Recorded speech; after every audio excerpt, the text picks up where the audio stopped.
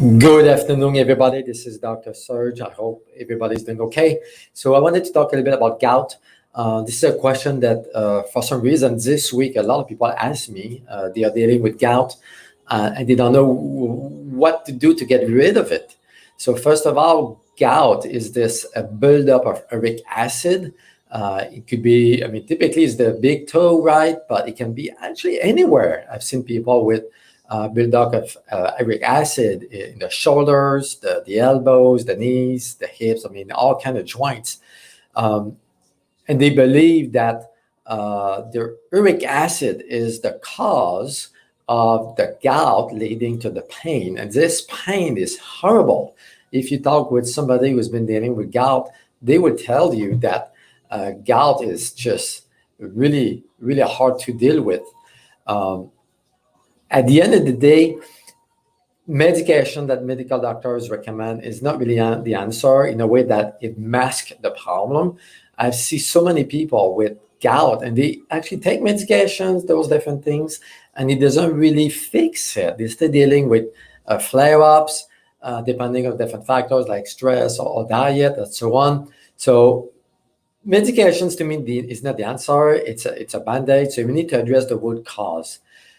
There's some science actually that suggests that uric acid may not be responsible for the gout. The simple reason of it is autopsies were done on cadaver looking at where uric acid would build up in the body. And there was a decent amount of people actually that will have built up uric acid in their joints, for example, in the toes, the ankles, or knees or shoulders, and they will not have gout. So those crystals of uric acid, it is believed that responsible for gout, but there's a lot of science now questioning this observation. So at the end of the day, what is causing gout? So it is a dietary issue at the most part. There's a few factors responsible for that. One is fructose. If you look at the fructose metabolism, you will see that fructose can lead to an accumulations or stimulations of productions of uric acid.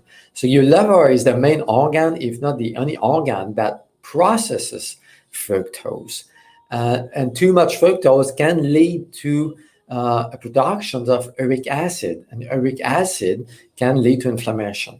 So it is an inflammatory disease at the end of the day. So fructose is the main thing.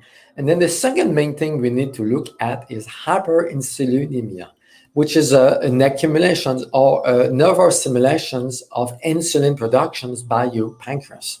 So we have fructose on one side, and on the other side we have carbs. People dealing with carbs with gout, they typically have an insulin issue, and this insulin pathway can actually lead to inflammation. We know this, actually, this is quite well known. So insulin is caused by another consumption of carbs.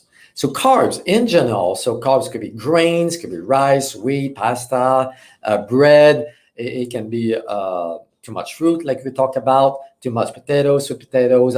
All carbs in general will stimulate the productions of insulin by your pancreas, for example. And then can lead to an inflammatory conditions in the body, and it can lead to a dysregulation of uric acid metabolism, the pathway that makes uric acid, and that can lead to gout. So if we really want to get rid of gout, you have to look at your diet. This is the first thing.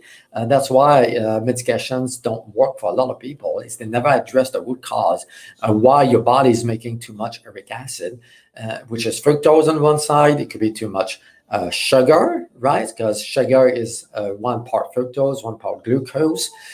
Too much agave nectar, for example, too much honey, too much sweeteners, too much fruits. Okay, it is recommended to eat 1 or 2 fruits a day. Too much fruits could be problematic because it has a lot of fructose in them, like I said, and can affect the uric acid pathway. And too much carbs in general. That's why so many of my patients, when they switch back to a low-carb diet, they actually start feeling better. And I have so many of those people, actually, they stop the medications. They go back to the medical doctors and they let them know, man, I'm fine. I don't have any problem anymore. No flare-ups. They stop. It's been months and nothing is going on. So the gout is gone. So that really address the root cause of these issues. It is not a meat issue. It's not a protein issue. That's what medical doctors would say. Stop eating meat, stop eating cheese, stop eating seafoods, the typical advice that don't really make sense at the end of the day because they never get rid of gout. I've never seen people reversing and curing gout by eliminating meat or seafood, for example. It just doesn't make sense because it's not the cause. The cause is insulin issue and sugar issue. Alcohol actually is another issue because it does lead to sugar. It is metabolized like sugar by the body, so that could be an issue. And then another question that I get a lot from people is about coffee. Coffee actually has been shown to help your kidneys to flush out uric acid. So coffee can be beneficial. It doesn't cause gout, but it can help to flush out the uric acid and helps lower the inflammation at the end of the day. So inflammation is the root cause of gout. So if you do these two things, you're gonna be well and you're gonna help your body to reverse, to get rid of gout so you don't have flare up anymore. So I hope it makes sense. If you have, guys, any questions about gout and what to do exactly, you can shoot me a text, a comment. So thank you guys for watching and God bless you all.